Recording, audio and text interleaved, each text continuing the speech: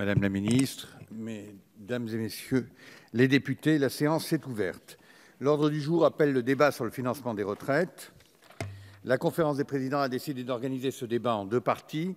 Dans un premier temps, nous entendrons les orateurs des groupes, puis le gouvernement. Nous procéderons ensuite à une séquence de questions-réponses. J'ouvre donc la discussion générale et je donne la parole à notre collègue Julien Aubert pour 5 minutes, lui qui représente le groupe Les Républicains.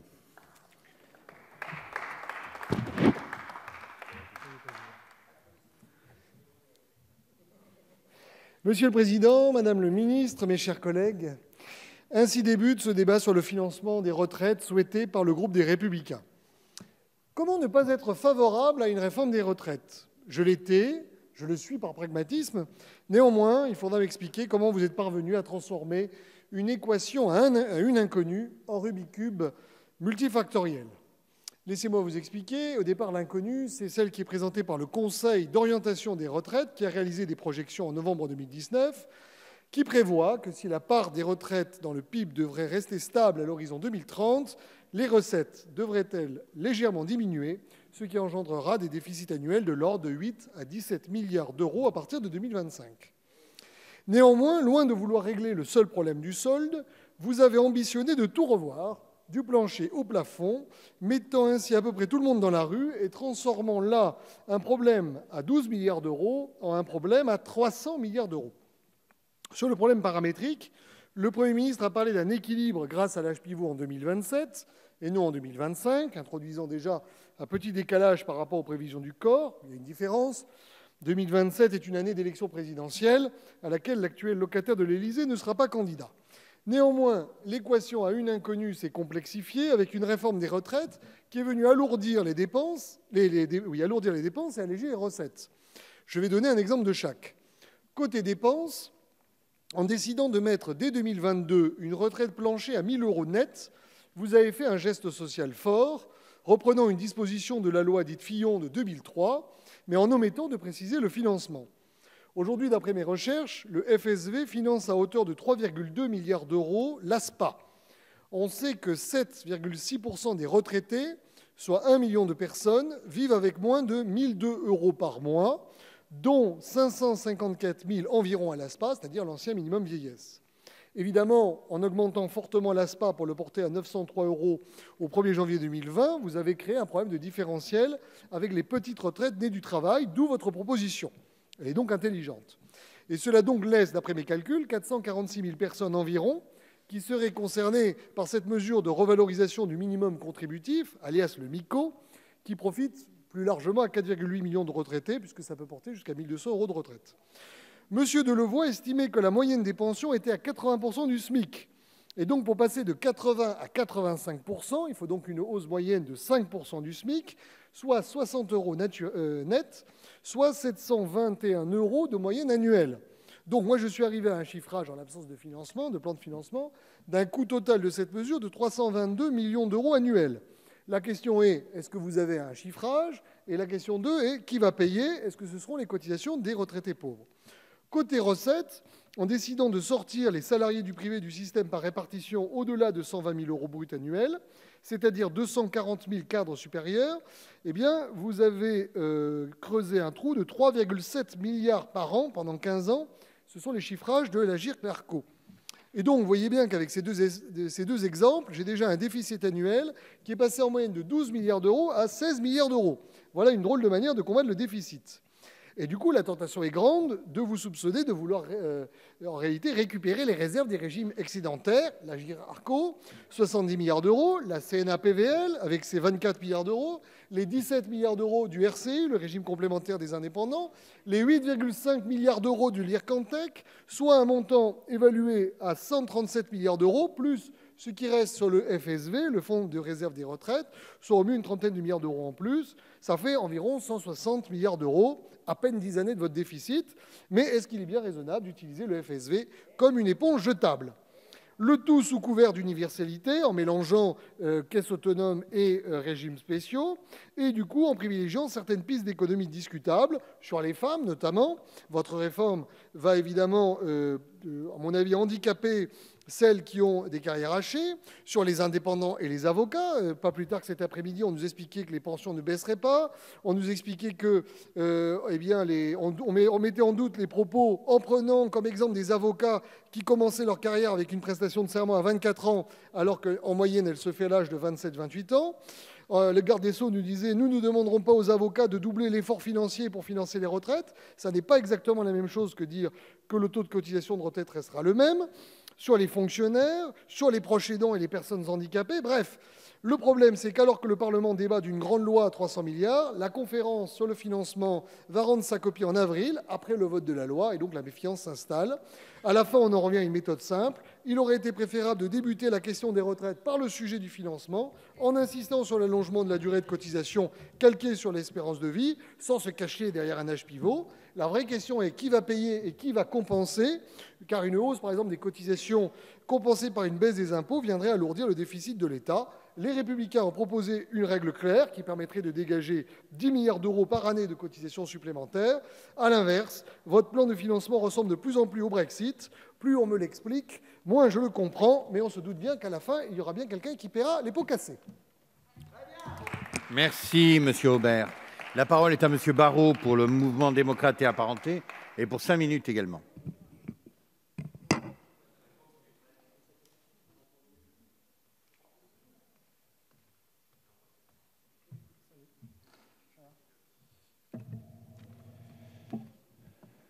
Monsieur le Président, Madame la Ministre, mes chers collègues, le débat qui nous occupe aujourd'hui est fondamental. Il pose les premières pierres d'une réforme d'ampleur de notre système de protection sociale, et ce, dans l'esprit du projet de la majorité présidentielle dont le mouvement démocrate est l'un des piliers, c'est-à-dire un esprit d'universalité, d'équité et de responsabilité. Il s'agit d'une réforme ambitieuse mais nécessaire. Le système d'aujourd'hui privilégie les hommes aux carrières longues et continues, mais il n'est ni juste ni viable. Il appartiendra à la conférence des financeurs qui a débuté jeudi dernier de définir les leviers qui permettront d'atteindre l'équilibre à l'horizon 2027. Le groupe du Mouvement démocrate souhaite que 3 conditions préalables puissent être posées sur le débat sur le financement. Tout d'abord, le niveau des pensions ne doit pas baisser. Ensuite, les réserves des régimes autonomes doivent être préservées. Enfin, nous considérons qu'il ne faut pas revenir sur ce qui a été acquis, donc que ce qui a été cotisé jusqu'à présent devra ouvrir des droits. Aussi, les priorités du groupe MoDem sont les suivantes. La première priorité, c'est une gouvernance du futur régime fondée sur la démocratie sociale, intégrant patronat et syndicats. Le MoDem a donc déposé un amendement qui vise à garantir la présence des instances représentatives du personnel dans le réseau territorial de la Caisse nationale de retraite. Cela nous paraît indispensable pour assurer la continuité du dialogue social à tous les niveaux, y compris au niveau local. La deuxième priorité du MoDem, c'est de garantir la valeur du point. Le MoDem a donc demandé que soit garanti au niveau organique le principe selon lequel la valeur du point ne pourra pas baisser. La revalorisation annuelle de la valeur du point ne pourra être inférieure à l'inflation annuelle hors tabac. Il s'agit d'une mesure de confiance dans le nouveau système. La troisième priorité, c'est l'allongement du principe d'équilibre financier de 5 à 8 ans pour tenir compte des cycles économiques. La période d'équilibre telle qu'elle est actuellement définie dans le projet de loi, 5 ans, pourrait avoir des effets fortement procycliques, ce qui irait de fait contre le caractère stabilisateur des dépenses de protection sociale. La quatrième priorité, c'est la prise en compte de la pénibilité.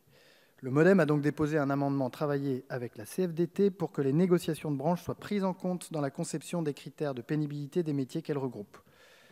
L'objectif n'est pas ici de revenir sur ce qui a été acté en 2017 par les ordonnances travail, mais d'ouvrir un débat plus large sur la question de la prise en compte de la pénibilité dans l'ensemble de la réforme.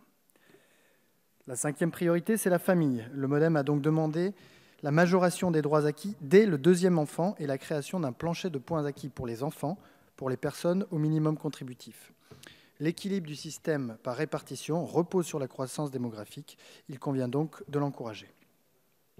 Enfin, la 6e et dernière priorité, c'est la transmission des compétences en fin de carrière. Le MoDem a donc proposé la mise en place d'un dispositif d'aménagement des missions des personnes proches de la retraite pour qu'elles puissent consacrer du temps à la transmission de leurs compétences. L'employeur pourrait bénéficier d'une réduction de 50% des cotisations dues au titre de l'assurance vieillesse sur la partie dévolue aux missions de transmission des savoirs et des compétences. Cette mesure inciterait au maintien en emploi des seniors. Nous tenons également à saluer les avancées suivantes. D'une part, nous nous félicitons que le projet de loi, dans son article 65, ratifie l'ordonnance sur la réforme de l'épargne retraite issue de la loi Pacte. Le nouveau plan d'épargne retraite, tel que nous l'avons créé dans la loi Pacte, offre aux futurs retraités de meilleurs rendements. Il oriente leur épargne vers l'économie productive. Il procurera aux entreprises des financements en fonds propres pour accompagner leur croissance et financer l'innovation. Je le rappelle, l'épargne retraite supplémentaire n'a pas vocation à se substituer au régime de retraite par répartition qui demeurera le socle principal de la retraite des Français. Il s'agit avant tout d'un outil pour accompagner les ménages dans leur épargne et notamment dans la préparation de la retraite, dont ils déclarent dans les enquêtes qu'ils auraient souhaité avoir pu bénéficier d'un produit adapté de préparation à la retraite. En conclusion, je nous propose d'assumer de faire appel à la démocratie sociale, y compris sur la question si importante du financement. Le texte pourra être enrichi et amélioré à l'issue de nos débats, mais nous faisons confiance aux partenaires sociaux et au gouvernement pour aboutir à un projet commun. La conférence de financement qui s'est engagée constitue une véritable marque de confiance à l'égard de ces derniers. C'est dans cet esprit de responsabilité que le groupe du Mouvement démocrate participera au débat sur le projet de loi et notamment sur celui de financement. Je vous remercie. Merci, M. Barrot. La parole est à M. Christophe Bouillon pour le groupe socialiste et pour 5 minutes.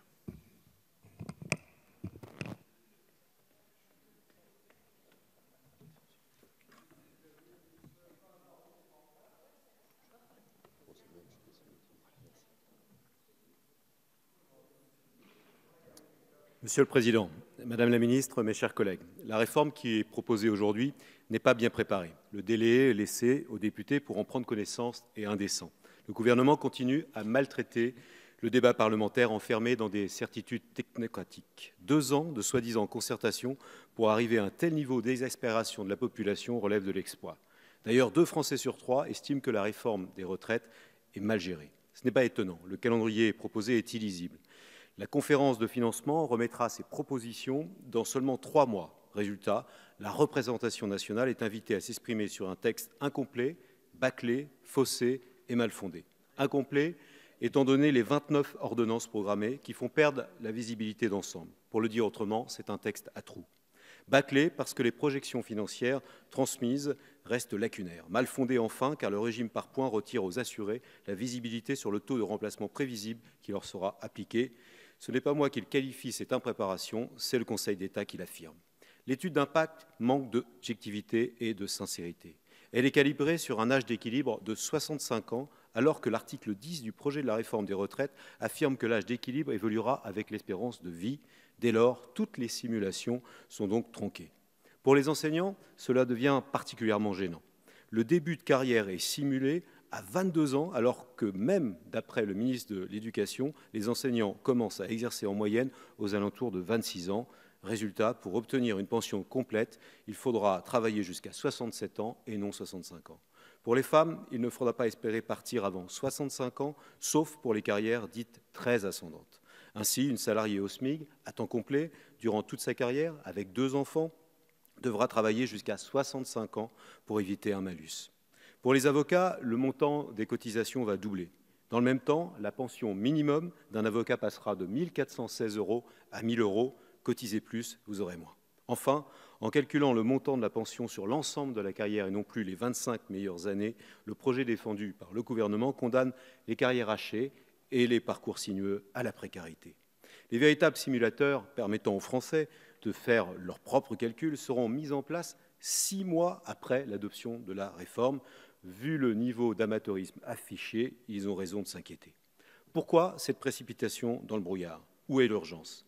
Le Conseil d'État rappelle dans son avis la solidité de notre système de retraite actuel, abondant ainsi les prévisions du Conseil d'orientation des retraites qui ne prévoit pas de déficit avant 2025.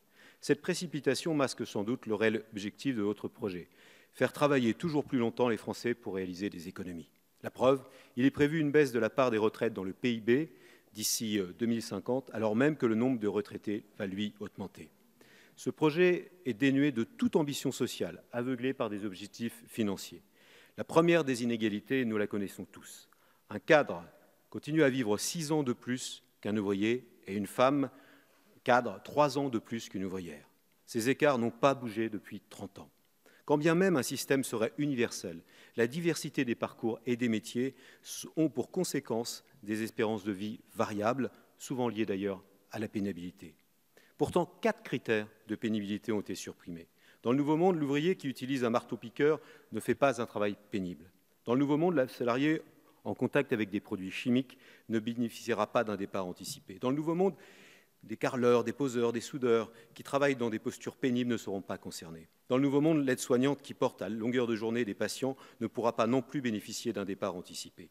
Le projet ignore complètement la pénibilité, à l'image de la novlangue qui, dans le livre de George Orwell 1984, d'aucuns voulaient bannir le mot pénibilité car, je cite, cela laisserait imaginer que le travail est pénible. Je l'affirme avec force, oui, le travail est pénible pour un grand nombre de nos concitoyens. La retraite apparaît parfois comme la fin d'une souffrance. Elle est souvent synonyme de soulagement. Elle marque le début d'une nouvelle vie. Le principal argument avancé pour justifier l'allongement de la durée du travail, c'est l'augmentation de l'espérance de vie. Il manque un seul mot à cette idée-là, c'est « en bonne santé » pour finir cette phrase. La dernière étude de l'INSEE, publiée en 2018, est sur le sujet implacable. L'espérance de vie en bonne santé stagne depuis 10 ans aux alentours de 63 ans. L'objectif d'une retraite est de pouvoir en profiter. Alors comment expliquer que demain, les actifs ne cotiseront quasiment plus à la retraite par répartition au-delà de 10 000 € de revenus mensuels? À l'heure où il faut rechercher des financements, c'est quand même une perte de 60 milliards d'euros sur la période 2025-2040. Plus de solidarité, c'est permettre en effet qu'on puisse cotiser à 28,1% jusqu'à 27 000 € de revenus mensuels, avec aussi d'autres compléments pour financer la retraite, notamment les fonds de réserve. Il n'est pas trop tard pour revoir le projet et de le revoir de fond en comble et faire un véritable avancée sociale.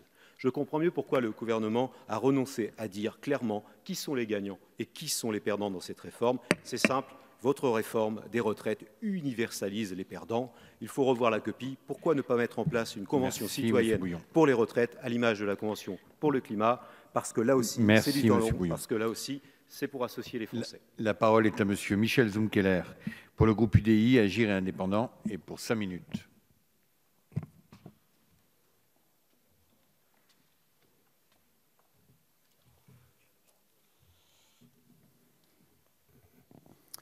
Monsieur le Président, Madame la Ministre, mes chers collègues, notre groupe plaide depuis longtemps en faveur d'un vrai régime de retraite par points qui doit aller de pair avec une convergence entre public et privé, ainsi que la suppression des régimes spéciaux.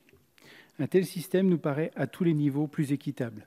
D'ailleurs, le candidat Emmanuel Macron s'était engagé pendant la campagne présidentielle à faire converger la quarantaine de régimes de retraite en un système universel, un système par points, où 1 € cotisé donne les mêmes droits, quel que soit le moment où il a été versé, quel que soit le statut de celui qui a cotisé. Et ce, sans toucher à l'âge de retraite ni au niveau des pensions. Toutefois, dans ce projet que vous nous présentez, des questions subsistent, et non des moindres. Celle du financement, qui est l'objet de notre débat, est cruciale pour l'articulation et la pérennité de cette réforme. Il est d'ailleurs surprenant que le gouvernement n'ait pas initié la concertation avec les partenaires sociaux plus tôt, ce qui nous a contraints à commencer l'examen de la réforme en commission spéciale, alors que la conférence de financement a à peine démarré ses travaux. À croire que vous étiez pressés. Afin d'équilibrer les comptes du système universel de retraite, la future Caisse nationale des retraites universelles devra définir une trajectoire d'équilibre financier du système tous les 5 ans. Pour renforcer cette obligation, vous proposez que cette trajectoire soit inscrite chaque année dans la loi de financement de sécurité sociale. À défaut de l'établissement d'une trajectoire d'équilibre, le gouvernement pourra alors décider d'ajuster les paramètres lui-même par décret. Bien que nous saluons la mise en place de cette règle d'or qui viendra garantir la bonne tenue des comptes du nouveau système de retraite universelle, définir les règles concernant les gestionnaires n'est pas suffisant. En effet, il nous semble important qu'une définition claire ou à défaut un engagement fort soit pris concernant la préservation des ressources abondant les caisses de retraite. Les comptes de l'assurance vieillesse sont plongés dans le rouge, mais on oublie souvent que cela est aussi en partie dû à des décisions gouvernementales, comme par exemple l'utilisation du fonds de réserve des retraites pour financer le déficit de l'assurance maladie.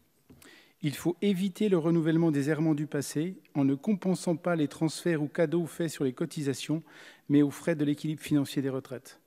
La règle du jeu doit être la même pour tous, abolir les déficits pour les régimes de retraite, tout en maintenant le niveau des ressources à un niveau permettant d'avoir des pensions dignes.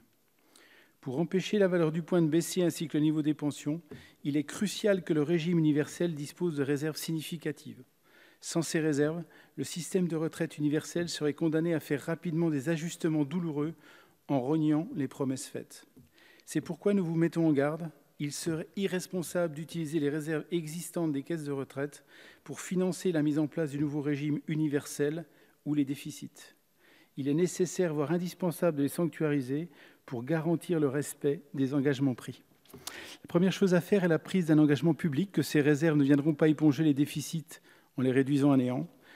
La deuxième, il convient de prévoir un mécanisme permettant de reconstituer automatiquement les réserves si elles n'étaient pas suffisantes pour amortir les aléas et déséquilibres démographiques.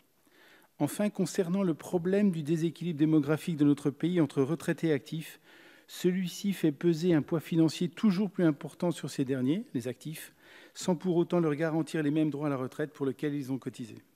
Nous pourrions, à l'occasion de la réforme, imaginer, pour anticiper toute dégradation de la pension par répartition, que le système de retraite universel intègre un système mixte obligatoire avec une part de répartition et une autre en capitalisation décorrélée de l'aspect démographique.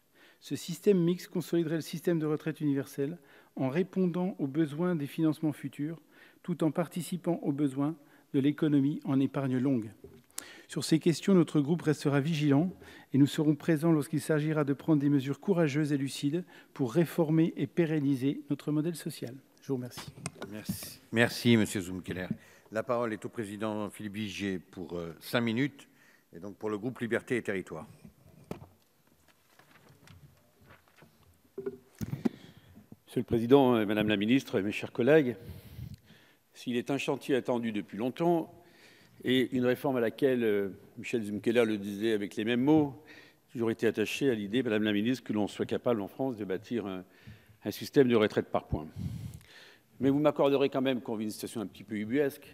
À quelques mètres d'ici, la commission spéciale, et ici, nous sommes en train de faire un débat sur le financement des retraites.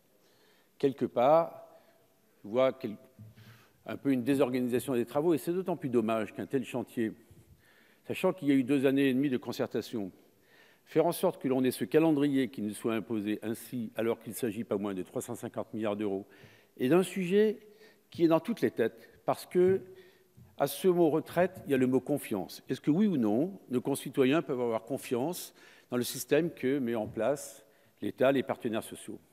Quand on interroge, et d'ailleurs il y a un sondage qui est sorti il y a quelques jours qui était assez évocateur, quand on interroge les jeunes générations, elles n'ont pas confiance dans ce système de retraite qui était pourtant un acquis absolument formidable, de 45, chacun le sait. Ça veut donc dire, Madame la Ministre, qu'on doit répondre à cette première question. Comment bâtir un système qui inspirera la confiance? À cette première question, je voudrais en rajouter une deuxième, c'est celle de la gouvernance. Puisque la conférence de financement s'est ouverte, il a fallu trouver une solution, une voie de passage pour que la CFDT revienne autour de la table et fasse en sorte que l'on puisse débloquer la situation. Et je regarde le rapporteur général du budget, j'imagine qu'il aura le même jugement. Quand il s'agit de 350 milliards d'euros, c'est un exercice qui nécessite, me semble-t-il, un peu de rigueur.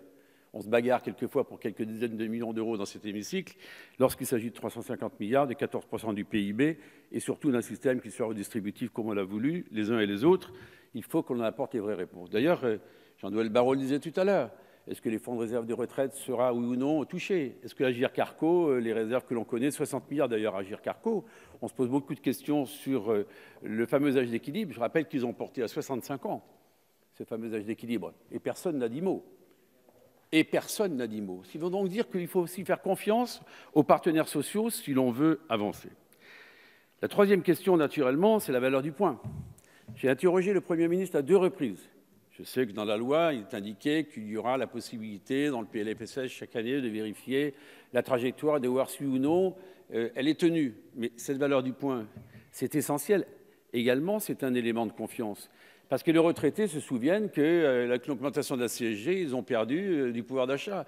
Tous ceux qui ont plus de 2 000 € de retraite à l'heure actuelle, ils savent que l'augmentation en 2020 des retraites, c'est 0,3 points, lorsque l'inflation est d'1,3 point. Donc là aussi, sur cette valeur du point, nous avions d'ailleurs proposé, Madame la Ministre, que dans le PLFSS, chaque année, le Parlement, parce que dans la gouvernance, je l'ai dit d'ailleurs l'autre jour dans la commission spéciale en auditionnant les partenaires sociaux, une bonne gouvernance, donnons, mes chers collègues, au Parlement tout le rôle qu'il doit jouer et lui permettre naturellement de participer à ces travaux et de faire en sorte que le représentant du peuple que nous sommes soit là pour ce rendez-vous annuel de la trajectoire des retraites qui a eu tellement de déceptions. On a raconté tellement d'histoires. La retraite à 60 ans, certains voulaient y revenir, on en est où?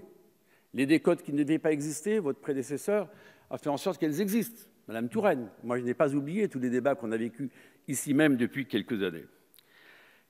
La question suivante, chacun l'a bien compris, c'est de voir comment, pour certaines professions, là encore, c'est le mot confiance, l'enseignant, ou alors par exemple le cas de la fonction publique territoriale. Comment ça se passe dans la territoriale? Certains ont vous le savez, des régimes indemnitaires qui sont même supérieurs au régime de base. Donc, est-ce que ce sont uniquement les gros salaires de la territoriale qui auront une meilleure retraite demain avec le nouveau système que vous allez mettre en place et que ceux qui sont en revanche en bas de l'échelle, qui ont des régimes indemnitaires très faibles, est-ce que là, ils ne seront pas pénalisés parce que le calcul ne sera plus sur les 6 derniers mois, mais sur les 40 années? De même pour les enseignants, je pense que, ou même pour tous les citoyens, d'avoir un simulateur qui leur permette de se mettre en situation me paraît participer naturellement de la confiance. Donc, je voudrais terminer en vous disant que nous serons extrêmement vigilants. Je regrette ce débat parlementaire où, à 22 000 amendements, nous ne sommes pas crédibles. Je le dis très clairement. Un tel sujet ne peut pas être abordé dans ces conditions de travail-là, ni pour les uns, ni pour les autres. En revanche, avoir une réforme aussi importante et faire en sorte qu'on renvoie les financements à demain, ça veut dire que pour nous, c'est une décision tellement difficile à prendre. Comment est éclairé, sachant que le même Conseil d'État vous a demandé, Madame la Ministre, vous le savez très bien, de documenter. Enfin, le dernier mot. J'ai demandé au Premier ministre à 2 reprises, c'est sur les ordonnances, il serait prêt à consulter les groupes politiques. Parce qu'on ne peut pas donner un blanc-seing sur ces ordonnances. Il n'y a toujours pas de réponse. Peut-être ce soir, vous nous direz que de 29 ordonnances, on est passé à 9. En tout cas, ça serait un signe de confiance pour le Parlement. Je vous remercie. Merci, Monsieur le Président. La parole est à Monsieur Adrien Quatennens pour la France Insoumise et pour 5 minutes.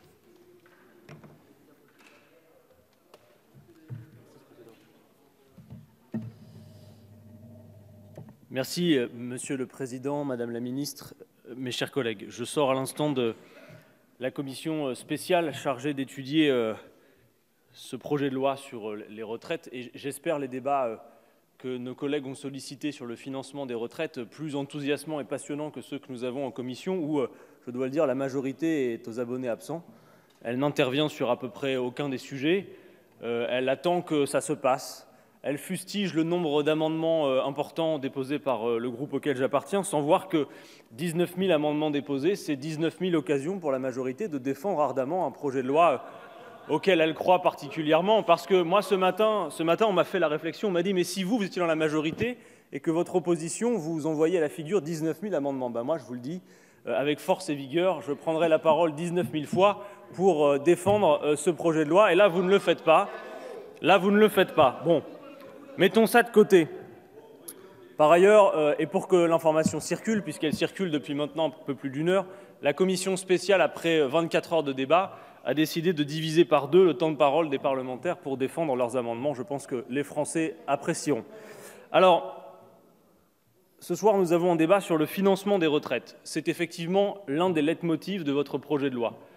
Quand ça n'est pas l'universalité, qui a d'ailleurs pris un sérieux coup dans l'aile depuis un certain temps, le Conseil d'État s'est chargé de battre en brèche cet argument, quand ce n'est pas le slogan de 1 euro cotisé ouvrira les mêmes droits, quand ce n'est pas le fait de dire puisqu'on vit plus longtemps, il faut travailler plus longtemps, quand ces arguments ne suffisent pas, quand ce n'est pas non plus le programme d'Emmanuel Macron, parce qu'on rappelle quand même que le programme d'Emmanuel Macron disait qu'on ne toucherait ni à l'âge de départ, ni au niveau des pensions, alors que précisément ce projet de loi se charge de faire les deux. Quand ce n'est pas tout ça, quand ces arguments ne fonctionnent pas, il y a en quelque sorte un argument d'autorité qui serait « oui, mais nous avons un problème pour financer les retraites ».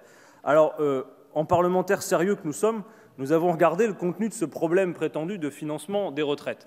Le Conseil d'orientation des retraites nous parle d'un déficit potentiel de 8 à 17 milliards d'ici à 2025. Première chose, interrogeons la provenance de ce déficit, car il ne tombe pas du ciel. D'où vient le déficit potentiel prévu d'ici à 2025 ? Il est une construction politique qui est d'abord, le fait du gel des salaires des fonctionnaires, des multiples exonérations sociales auxquelles vous avez procédé, qui sont d'ailleurs inefficaces sur le front de l'économie et de l'emploi, mais d'abord dire aux Françaises et aux Français qu'ils ne sont pas les responsables de ce déficit creusé, mais que c'est bien une construction politique, selon l'adage bien connu où on creuse un trou dans la caisse, on attend que ça se passe, on revient en disant « il y a un trou dans la caisse, faisons des économies ». Donc l'argument du déficit est un argument d'autorité qu'on peut vite faire tomber. Mais moi je veux vous rassurer, si vous considérez que 8 à 17 milliards d'ici à 2025 est un problème, d'abord apprécions le trou sur l'ensemble de ce que pèsent les retraites. Les retraites dans ce pays, c'est 330 milliards d'euros. Alors, 8 à 17 milliards, le poids des milliards, en quelque sorte, peut être relativisé. Mais s'il vous fait peur, ce trou, je vais vous rassurer rapidement. D'abord, dans les différents régimes, il y a des fonds de réserve et il y en a pour plus de 127 milliards. Je pourrais vous en parler, je ne le ferai pas. Il y a 42 milliards d'encours bancaires dans un régime spécial des très riches dont vous ne parlez jamais, celui des retraites chapeaux. Je pourrais vous en parler, je ne le ferai pas. Je pourrais aussi vous parler des 60 milliards d'euros de dividendes versés aux actionnaires en 2019, puisque la question du financement des retraites est évidemment celle du partage de la richesse produite. Je ne le ferai pas. Mais voyez déjà que ces quelques chiffres suffisent à relativiser ce problème de financement et de déficit potentiel. Alors une fois qu'on a retiré de tous vos arguments fumeux et tout le verbiage autour de ce projet de loi, toutes ces histoires à dormir debout sur l'universalité et tout le reste, que reste-t-il en réalité? Il reste une seule chose, une grande et vaste mesure d'âge qui va faire en sorte que les Français soient poussés à travailler toujours plus longtemps, sans tenir aucun compte du fait que l'espérance de vie en bonne santé, ça vous concerne Madame la Ministre, est de 63 ans, que la productivité a augmenté, qu'un actif aujourd'hui produit 3 fois plus que dans les années 70 et que la répartition de la richesse produite n'a jamais été aussi mal partagée et que c'est bien là le cœur du débat que nous allons avoir ces prochains jours et ces prochaines semaines. Pour financer la retraite à 60 ans, aucune pension inférieure au SMIC pour une carrière complète et que personne ne vive sous le seuil de pauvreté, il n'y a pas besoin de faire la révolution, même si nous la ferons probablement, il y a besoin de 2 points de PIB de plus d'ici à 2040. Ça n'est pas grand-chose du tout. Si vous faites l'égalité salariale entre les femmes et les hommes, avec les cotisations supplémentaires qui en résultent, vous avez de quoi financer pour le court terme la retraite à 60 ans. Et à moyen long terme, toutes les projections économiques montrent qu'il n'y a aucune contradiction entre l'augmentation des salaires et l'augmentation des cotisations dans une proportion qui permet de financer le fait qu'on parte à la retraite à un âge digne avec une pension décente. Voilà autant d'arguments qui permettront de dire aux Français de continuer à résister contre votre projet de loi comme ils le font majoritairement, car non, il n'y a rien d'inéluctable au fait qu'il faille travailler plus longtemps pour financer les retraites. Travailler plus longtemps ne va faire qu'une chose, c'est aggraver le chômage. Je vous remercie. Merci, M. Quatennens. La parole est à M. le Président Chassaigne pour la gauche démocrate et républicaine et pour 5 minutes.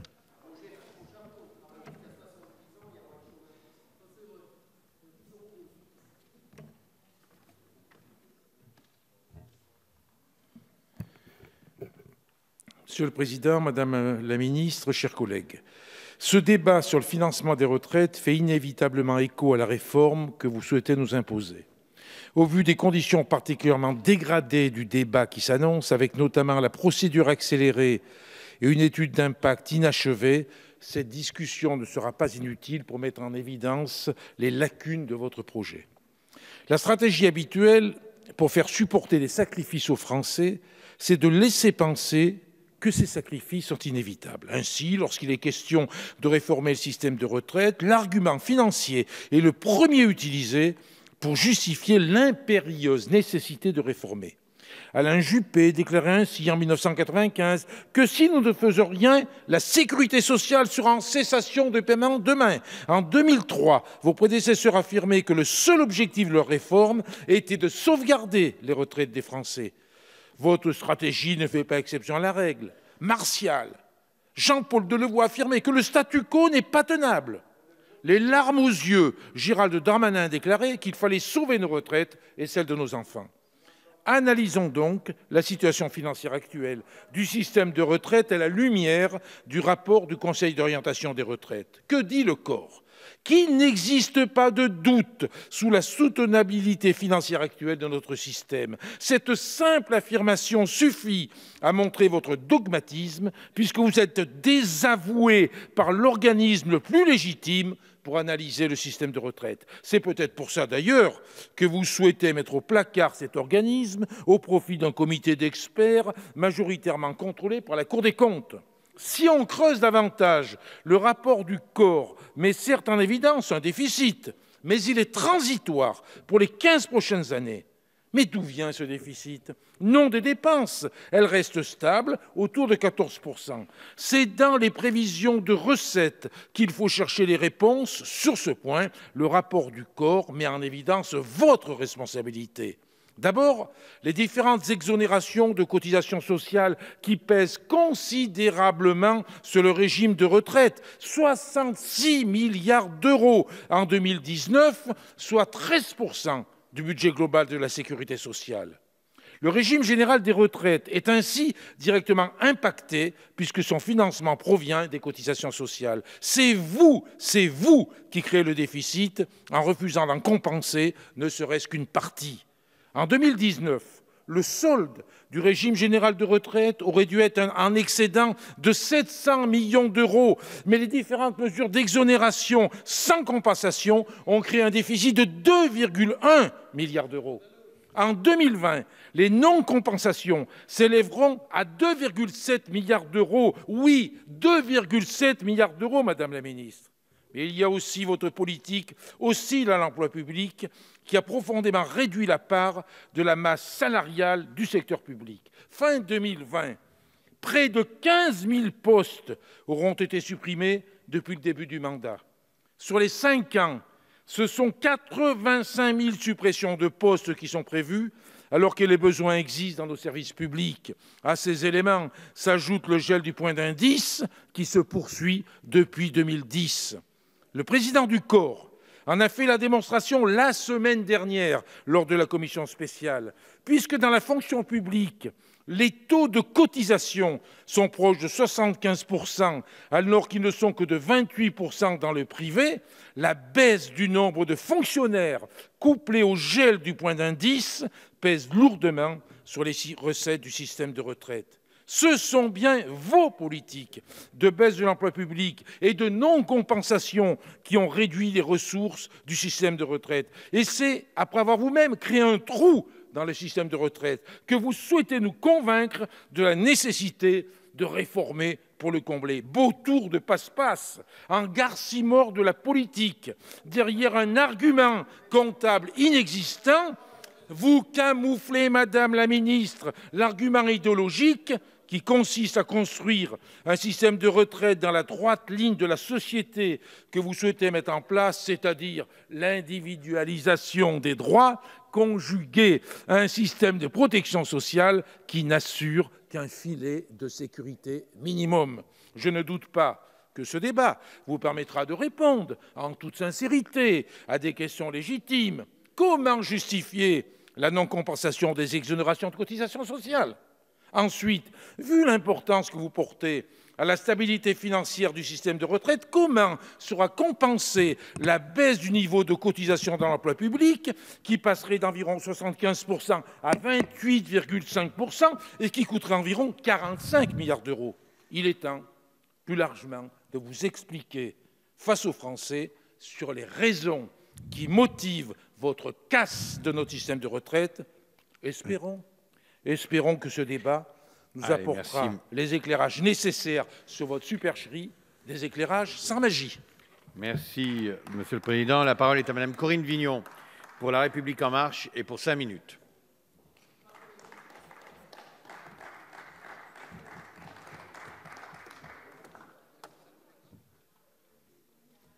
Bonjour, Monsieur le Président. Merci, Monsieur le Président, Madame la Ministre, mes chers collègues. Avec plus de 42 régimes et des règles de calcul différentes, le financement de notre système de retraite est complexe, bien trop complexe. Or, les mutations actuelles du travail et les changements professionnels des jeunes Français rendront le financement de nos retraites encore plus illisible. Notre retraite par répartition est basée sur un système fondateur simple. Les cotisations des actifs financent les pensions de nos retraités. Cependant, plusieurs régimes sont aujourd'hui et depuis longtemps économiquement déficitaires et démographiquement déséquilibrés. Je prendrai comme exemple celui des agriculteurs. Le régime agricole est aujourd'hui financé à 85% par la solidarité nationale, car cette catégorie professionnelle pâtit d'une démographie défavorable avec seulement 3 actifs pour 10 retraités. D'autres sources de financement sont aussi nécessaires. Elles sont constituées d'impôts et de taxes affectées, environ 12%, de ressources financières d'organismes tiers, comme l'assurance chômage ou la branche famille de la sécurité sociale, de fonds ou encore des prises en charge d'État, qui pour l'essentiel sont des subventions d'équilibre de certains régimes spéciaux. Des régimes spéciaux qui, aujourd'hui, pèsent beaucoup, beaucoup trop sur nos finances publiques. Avec des ratios démographiques très dégradés, un actif pour 2 retraités pour la SNCF et un actif pour 1,3 retraités pour la RATP, l'État compense les pertes de ces 2 caisses à hauteur de 4 milliards d'euros chaque année. La part de financement public dans le régime de la RATP s'élève à 59% et à 62% pour la SNCF, ce qui n'est plus admissible pour l'ensemble de nos concitoyens qui participent massivement à cette solidarité au travers de leur impôt. Même si nous ne sommes pas ici pour uniquement raisonner en euros, mais également pour parler des humains qui se cachent derrière ces chiffres, il en va de notre responsabilité d'assurer un financement pérenne de notre futur système de retraite universelle. Non mais laissez l'oratrice Cette réforme permettra de mettre un terme aux mesures répétées d'allongement de la durée de cotisation ou d'augmentation de l'âge légal à la retraite auxquelles se sont soumis les gouvernements précédents. Ces mesures ont souvent participé à l'illisibilité actuelle de notre système de retraite et fragilisent la confiance des Français dans ce dernier.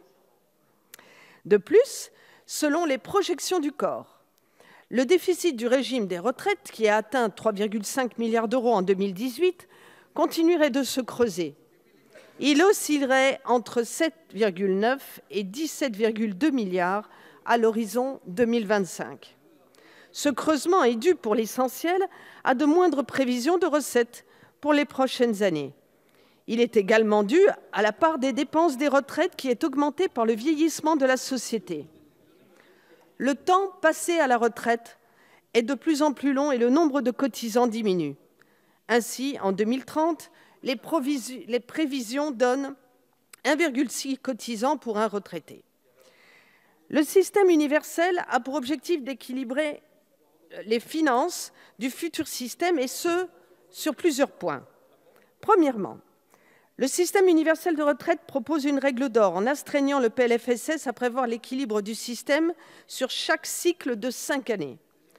Deuxièmement, des modalités de couverture d'un éventuel déficit seront prévues.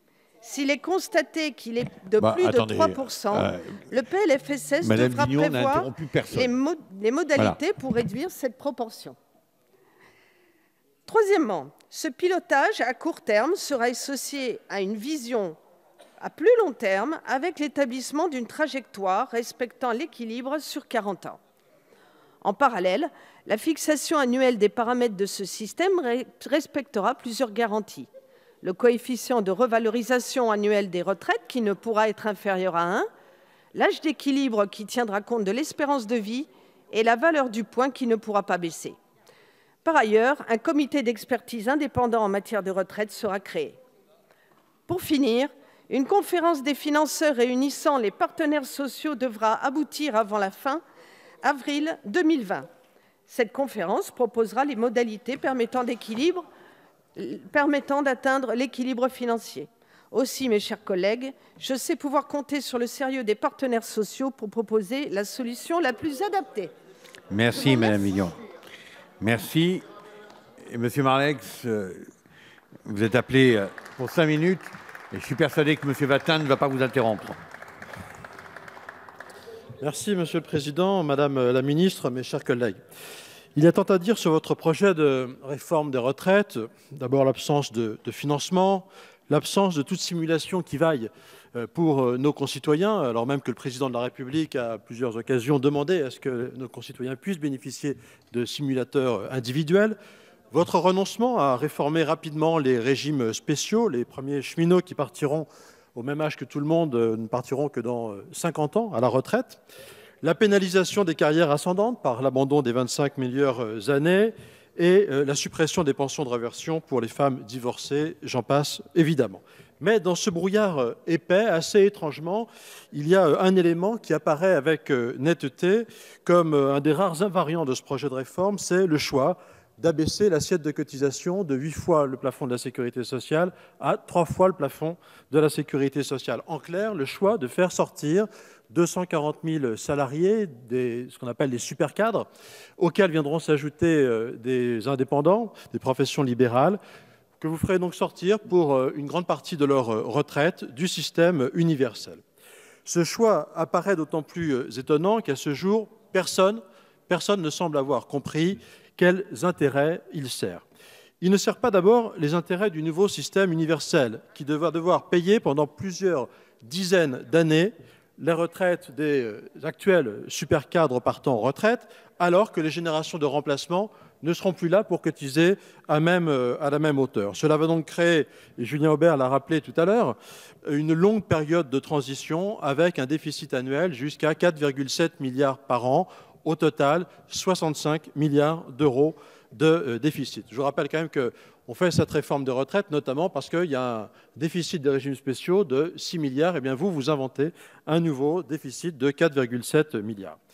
Ce projet ne sert pas non plus les intérêts de l'ensemble des cotisants qui resteront dans le système universel, puisqu'il faudra financer ces 65 milliards qui vont manquer à l'équilibre général. Alors il faudra soit puiser dans les réserves qui devaient servir à autre chose. Il semble que ce soit la solution que préconise le gouvernement, ce à quoi tous les syndicats semblent s'opposer, y compris la CFDT, soit potentiellement utiliser une ressource contributive supplémentaire, c'est-à-dire augmenter les cotisations patronales, ce à quoi le MEDEF s'oppose à juste titre, ou enfin eh bien, allonger la durée de cotisation, ce que évidemment les syndicats refuseront. Bref, vous créez de façon totalement incompréhensible un problème à hauteur de 65 milliards d'euros. Pourquoi ?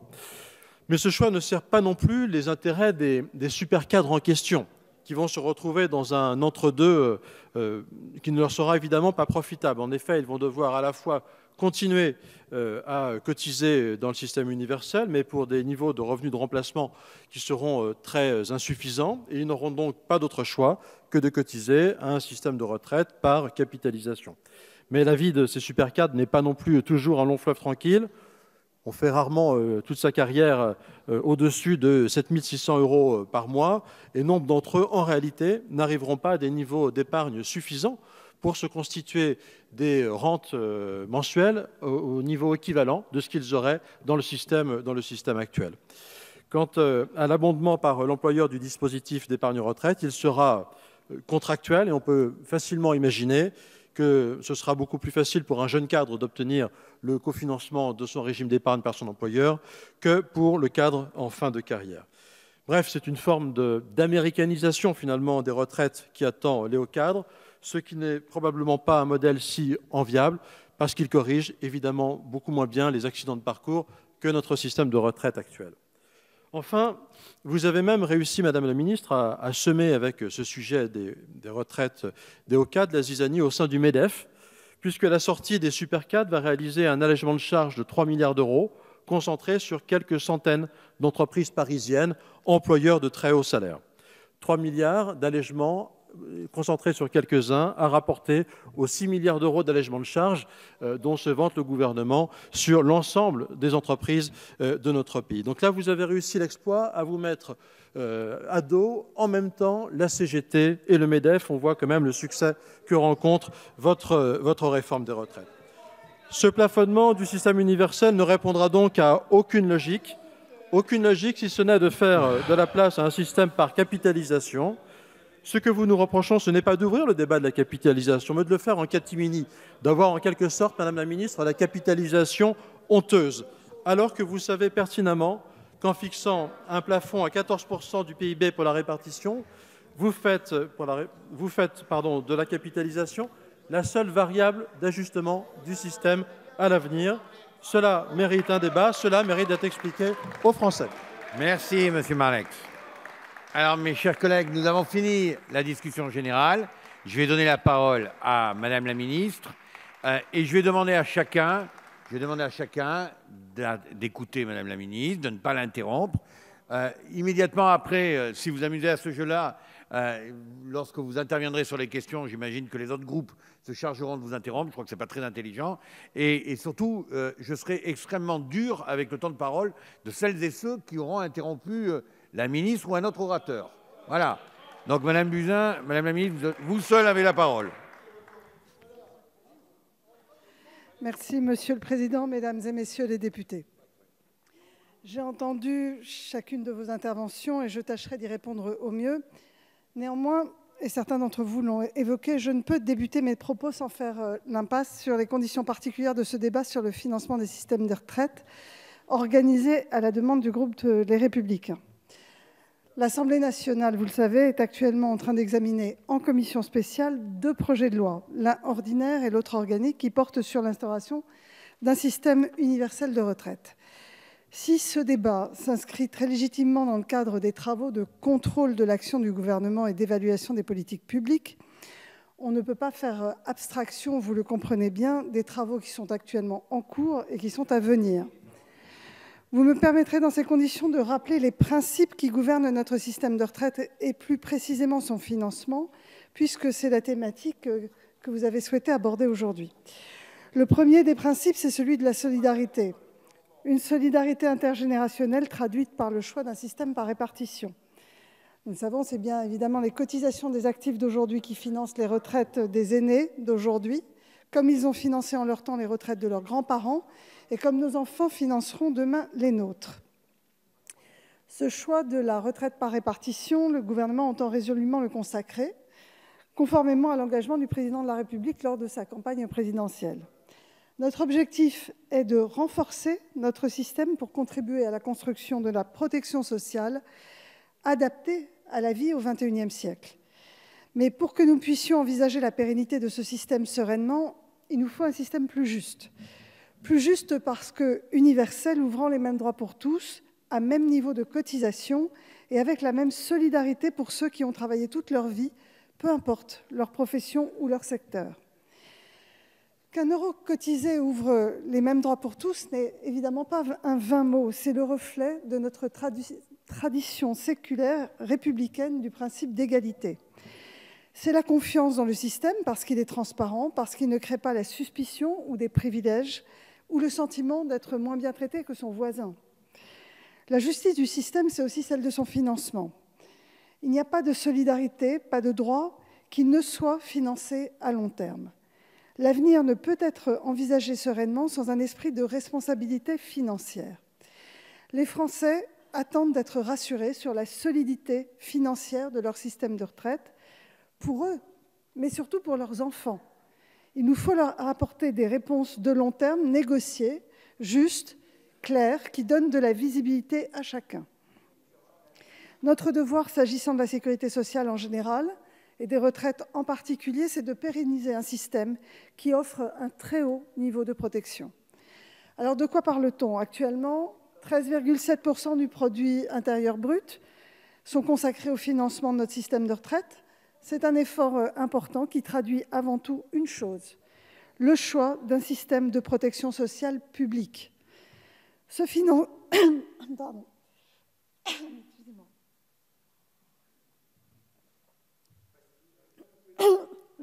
Je parle beaucoup en ce moment, je suis désolée. Attendez, laissez Madame la ministre, je vais en profiter pour que vous puissiez... Allez, attendez, ça arrive à tout le monde, ça nous est à tous arrivé. Ça. Alors, laissez Madame la ministre prendre le cours de... Voilà. Allez, maintenant, Monsieur Aubert, à qui c'est déjà arrivé, va écouter Madame la ministre. Les deux. Ce financement est partagé, vous le savez, entre les cotisations payées par les travailleurs et celles payées par les employeurs, et l'affectation d'impôts d'État, au titre notamment de la solidarité de notre système. Aujourd'hui, vous le savez, ce système est incompréhensible pour les Français. Nous proposons donc des simplifications qui vont permettre de présenter les financements qui relèvent de l'assurance publique et qui sont contributifs et ceux qui contribuent à la solidarité. Pour le pilotage de ce financement, le gouvernement a fait le choix de la discussion, du consensus, dans une logique de dialogue respectueuse des prérogatives de chacun. Ainsi, la responsabilité du financement incombera dans le futur système aux partenaires sociaux, dans le cadre d'échanges réguliers et d'une information transparente vis-à-vis des parlementaires qui conserveront toute leur souveraineté pour décider de la trajectoire de nos finances publiques. La future gouvernance de la Caisse nationale du système universel sera le cadre de ce dialogue apaisé sur des hypothèses de discussion partagées.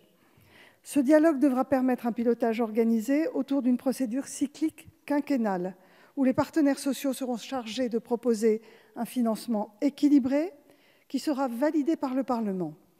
Un comité d'experts indépendants sera chargé de suivre et de surveiller les résultats du système universel sur le modèle. La conférence d'équilibre et de financement du futur système qui a été installée par le Premier ministre la semaine dernière a été placée sous l'égide de Jean-Jacques Marette, ancien directeur général de l'Agirc-Arrco, et il devra rendre son rapport d'ici la fin du mois d'avril. Il devra proposer des mesures pour atteindre l'équilibre en 2027 qui pourront être reprises avant le vote du projet de loi lors de la seconde lecture. Et il devra également formuler des recommandations sur le pilotage du système, notamment en ce qui concerne les sources de financement et les relations financières avec l'État. Ce moment, il est important. Il nous permet, je crois, de rénover le paritarisme, de trouver une nouvelle manière de dialoguer, de travailler entre l'État et les partenaires sociaux.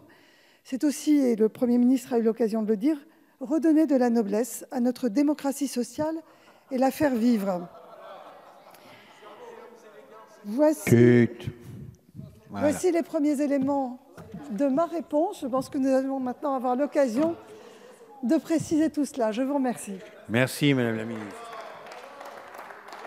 Bon, mes chers collègues, allez, nous avons une intervention de Madame la Ministre. Nous passons à la deuxième partie, c'est-à-dire les questions. Alors, je vous rappelle aux uns et aux autres que la durée des questions est limitée à 2 minutes. Et si je peux me permettre, Madame la Ministre, parce que c'est aussi au gouvernement qu'il convient de dire ce genre de choses, la réponse du ministre est également limitée à 2 minutes. Et sans droit de réplique. Alors, pour le groupe Les Républicains, Monsieur Hetzel, vous êtes le premier orateur.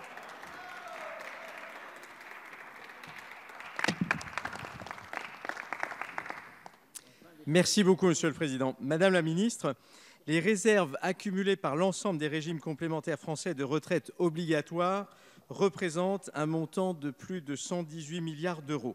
Les principaux montants sont détenus par l'Agirc-Arrco, plus de 70 milliards, les régimes complémentaires de la caisse de la CNAVPL, aux alentours de 22 milliards d'euros, le régime complémentaire des indépendants un peu plus de 16 milliards et l'IRCANTEC un peu plus de 7 milliards. Ces réserves ont été constituées par un effort soutenu des affiliés à ces différents régimes. Pour l'Agirc-Arrco, un taux d'appel a été mis en place depuis 1996. Autrement dit, les cotisants n'obtiennent des droits personnels à la retraite qu'à partir d'une fraction de leur cotisation, le reste étant mis en réserve par le régime, donc capitalisé, pour adoucir ce que l'on appelle l'hiver démographique susceptible de venir. C'est-à-dire que de plus en plus de retraités seront présents pour un nombre stable de cotisants. Ainsi, les cotisations sont appelées à 127%, ce qui signifie que lorsqu'un cotisant verse 127 €, seulement 100 ouvrent droit à des droits personnels à la retraite et 27 € restent mis en réserve par le régime. Cette épargne de fourmis ne doit évidemment pas être captée par les cigales, fussent-elles macroniennes.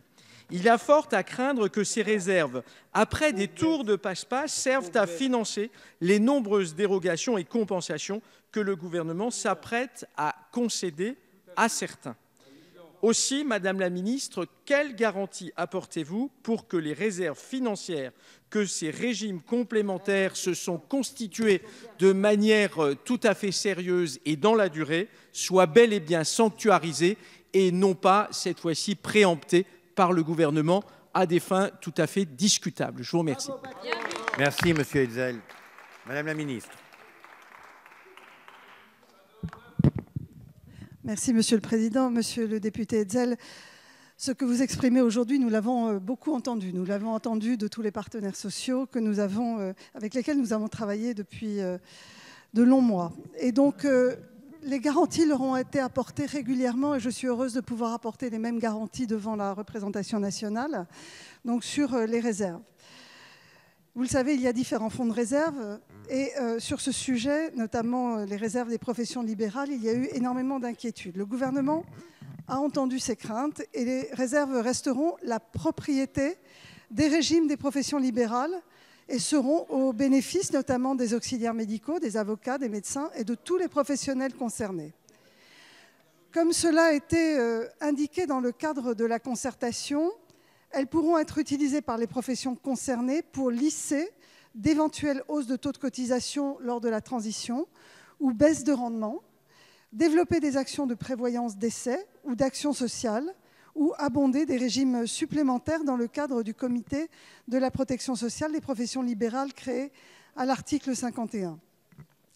Ces sujets, vous le savez, vont faire l'objet d'échanges dans le cadre du schéma de convergence à organiser avant 2025. Il fait donc totalement l'objet des discussions dans le cadre des transitions.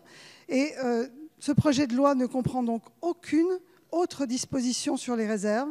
Or, la reprise au titre de la couverture du fonds de roulement des régimes intégrés à hauteur de 3 mois de prestations maximum pour la trésorerie de la COS. Je vous remercie. Merci, Madame la Ministre. La parole est à Monsieur Bernard Perrut pour le groupe Les Républicains. Madame la Ministre, nous n'avons jamais vu un projet de réforme d'une telle importance soumis à l'examen du Parlement sans que le moindre chiffrage ne soit rendu public, puisqu'aucune mention du financement de la réforme n'est faite dans le texte qui nous est proposé. Et vous avez confié à la conférence de financement le soin de trouver 12 milliards d'euros d'économies par an après avoir accepté de remiser l'âge pivot. Madame la Ministre, comment le gouvernement envisage-t-il le retour à l'équilibre de notre système de retraite, tout en garantissant les mesures de justice sociale, sans baisse de pouvoir d'achat, et alors que nous ne connaissons pas le poids financier de vos propositions? Comment pouvez-vous nous assurer aujourd'hui, avoir demain, les moyens de préserver les droits familiaux et conjugaux, atout essentiel de notre politique familiale et pilier de notre système de retraite, les moyens de renforcer les droits de départ à la retraite des personnes en situation de handicap et ceux des parents d'enfants handicapés et proches aidants, les moyens de maintenir les pensions de réversion des veuves et des veufs.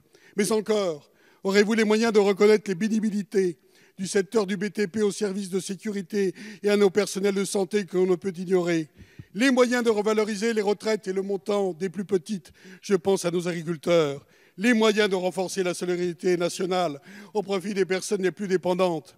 Et enfin, pouvez-vous nous assurer que la valeur du point sera maintenue et réévaluée?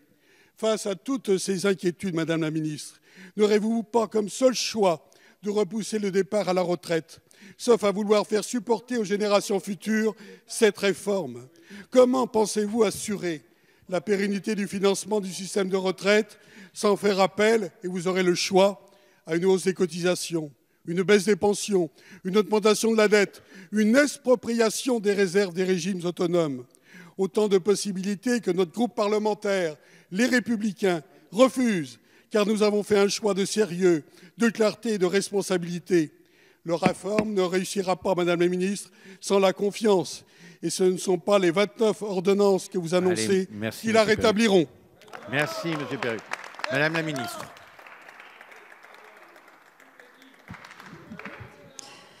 Merci, Monsieur le Président. Monsieur le député Perrut, merci de rappeler toutes les inquiétudes qui s'expriment aujourd'hui parmi les Français. Et évidemment, le gouvernement a travaillé sur ces questions depuis longtemps avec les partenaires sociaux.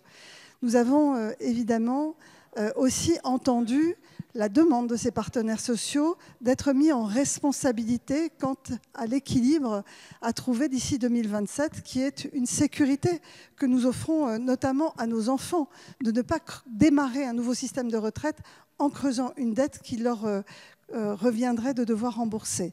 Donc nous avons fait le choix de la confiance aux partenaires sociaux. Je ne vais pas refaire l'histoire. Le Premier ministre a adressé un courrier qui stipule très clairement qu'il revient aujourd'hui à la conférence d'équilibre et de financement de trouver les modalités qui ne doivent pas, dont on ne sait qu'elles doivent exclure la baisse des pensions ou la hausse du coût du travail, mais de trouver toutes les autres modalités qui permettront d'assurer un système à l'équilibre en 2027. Aujourd'hui, ces travaux débutent sous la responsabilité de Jean-Jacques Marais. J'ai un respect de la démocratie sociale, je viens de le dire à la tribune. Je laisse les partenaires sociaux trouver évidemment la voie, la méthode pour aboutir à cet équilibre. Cette réforme ne pourra pas débuter sans un équilibre financier. C'est l'engagement qu'a pris le président de la République devant les Français. Et il conviendra, avec la méthode qui sera trouvée pour le financement et la gouvernance ultérieure du financement, de financer les acquis sociaux que nous souhaitons tout autant que vous. Vous avez cité un certain nombre de populations précaires. Nous souhaitons couvrir, évidemment, et améliorer les droits de certains, et notamment les plus précaires. C'est l'objectif de cette réforme. C'est une réforme de redistribution. C'est une réforme profondément sociale, et il faudra la financer. Je vous remercie. Merci, Madame la Ministre. Pour le groupe MoDem, Monsieur Barrot. Merci, Monsieur le Président. Madame la Ministre, ma question porte sur le coût de la baisse du plafond de cotisation dont nous comprenons qu'elle répond à un objectif d'égalité. Fixer le plafond de cotisation à 3 passes quand il était auparavant à 8 passes permet de mettre en place un taux de cotisation unique de 28,1% pour tous les salariés qui s'appliquera donc jusqu'au plafond fixé à 120 000 € de revenus. Au-delà de 120 000 € de revenus, seule une cotisation déplafonnée de 2,81% s'appliquera. Elle servira au financement mutualisé et solidaire des dépenses du système de retraite. Cependant, cette mesure entraînera une baisse des recettes pour le système universel de retraite qui risque de peser lourd dans le budget lors de la période de transition, puisqu'avec des cotisations moindres, le niveau des pensions à verser restera le même. Madame la Ministre, nous croyons en l'utilité de cette réforme de justice sociale, mais nous souhaitons aussi pouvoir évaluer sa réussite. Nous devons être bien certains que cette réforme est supportable financièrement. C'est pourquoi nous vous demandons de confirmer que la baisse du taux sur la tranche de revenus située entre 3 passes et 8 passes se fera progressivement sur 20 ans afin de financer la transition. Nous vous demandons également, et c'est la deuxième question, quel sera le coût de la baisse du plafond de cotisation une fois la réforme mise en place et jusqu'à extinction des droits correspondants. Je vous remercie. Merci, Madame la Ministre. Merci, Monsieur le Président. Monsieur le député Barrot, c'est une question qui revient extrêmement souvent et donc merci de me donner l'occasion de clarifier sur ce choix de limiter la réforme à 3 passes. Les cotisations entre 3 et 8 passes devraient représenter environ 4 milliards d'euros au moment de la mise en œuvre du système universel. Ce chiffre peut paraître important, il l'est, mais il est à relativiser au regard des 330 milliards d'euros que nous consacrons aujourd'hui au système et surtout des modalités de transition qui seront très progressives vers cette cible de 3 passes, c'est-à-dire 120 000 € que le gouvernement propose. Il n'est évidemment pas question de supprimer brutalement ces cotisations. Au 1er janvier 2025, l'ensemble des cotisations actuelles seront maintenues ou presque identiques. Le taux de cotisation globale va donc progressivement converger sur une période très longue, une durée de 20 ans étant envisagée dans le projet de loi. Nous pourrons ainsi préserver les recettes du système et il faut d'autre part prendre en compte les autres mouvements qui interviendront dans le barème, notamment les légères hausses de cotisation pour les rémunérations inférieures à 3 passes, mais une baisse aussi des cotisations salariales pour les salaires inférieurs à 1 passe, une hausse de la contribution demandée aux très hauts revenus au-dessus de 8 passes et le rapprochement des taux applicables aux contractuels de droit public de ceux des autres salariés. À terme, et sans même tenir compte des transitions, le montant des recettes du système sera préservé. Et donc, je vous renvoie sur ce point aux éléments de l'étude d'impact. Il s'agit donc aujourd'hui d'une réforme qui permet d'être plus redistributif. Réduire le plafond va améliorer la redistribution du système. Ça paraît contre-intuitif, mais en réalité, c'est ce que permet aujourd'hui cet abaissement du plafond à 3 passes. Merci, Madame la Ministre. Pour le groupe socialiste, Madame Christine Pires-Beaume.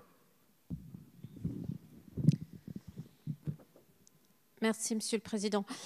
Madame la Ministre, j'associe tous les membres du groupe socialiste et apparentés à cette question. Depuis de nombreuses années, malgré la succession de plans d'action mis en œuvre pour améliorer la reconnaissance des sapeurs-pompiers volontaires et valoriser leur engagement, nous continuons malheureusement à faire face à une véritable crise des vocations. Le nombre de volontaires a baissé de 15 000 hommes entre 2004 et 2018 pour s'établir aujourd'hui à 193 700. Ces hommes et ces femmes engagés en parallèle de leur métier ou de leurs études représentent aujourd'hui 79% des effectifs des sapeurs-pompiers.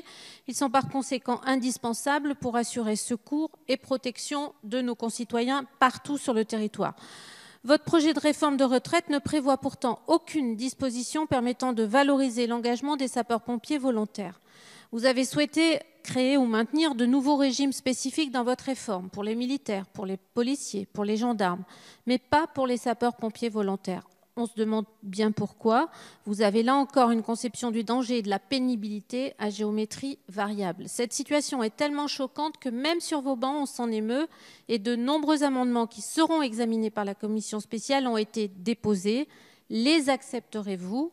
La reconnaissance et la valorisation de leur engagement est un devoir. C'est pourquoi pourrait être imaginé un dispositif de bonification de points, un dispositif pyramidé de manière à accorder des bonifications de points de retraite après 10 ans de service par exemple, d'inciter les quelques 40% de sapeurs-pompiers volontaires cessant leur engagement durant les 5 premières années à le renouveler, puis par tranches successives de 5 ans par exemple.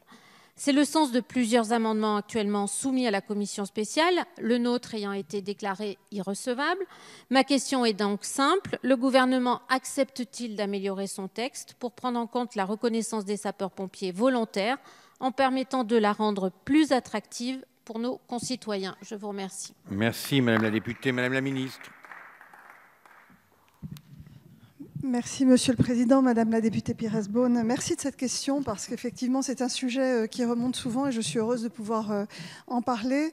Près de 200 000 sapeurs-pompiers volontaires apportent une contribution que nous trouvons tous indispensable à la sécurité de notre pays et ils vivent cet engagement à côté et en plus de leurs activités professionnelles et familiales.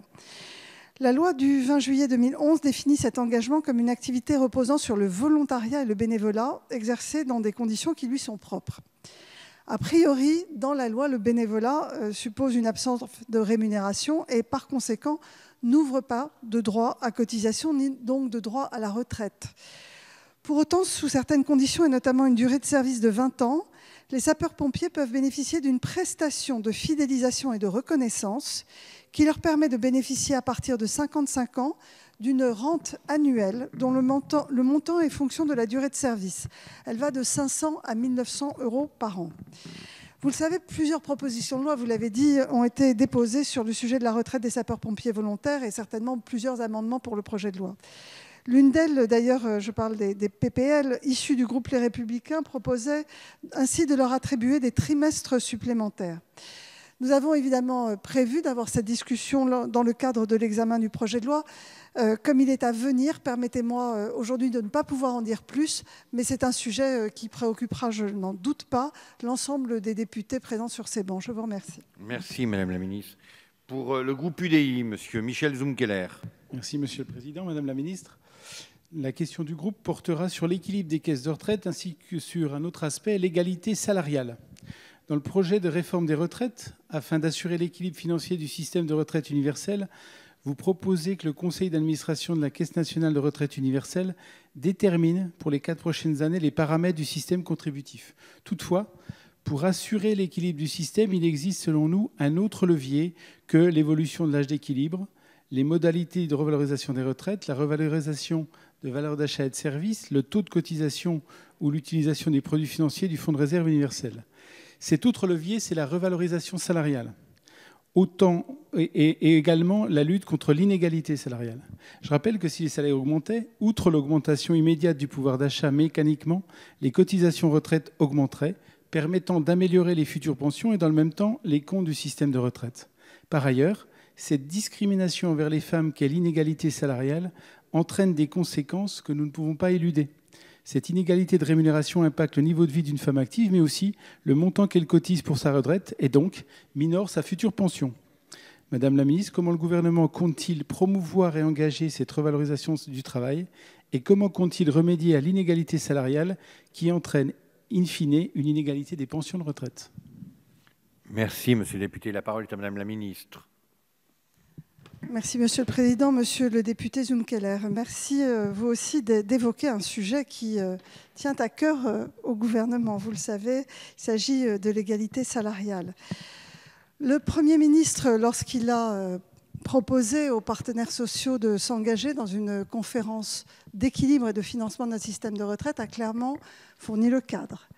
Le cadre, je l'ai dit et je le répète, il s'agissait de ne pas baisser les pensions des retraités et de ne pas augmenter le coût du travail.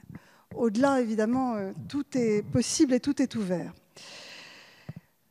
Il faut donc aujourd'hui laisser aux partenaires sociaux le temps de discuter pour proposer des solutions en matière de financement. Mais l'égalité salariale est vraiment une question sur laquelle à la fois Muriel Pénicaud et Marlène Schiappa ont déjà beaucoup travaillé.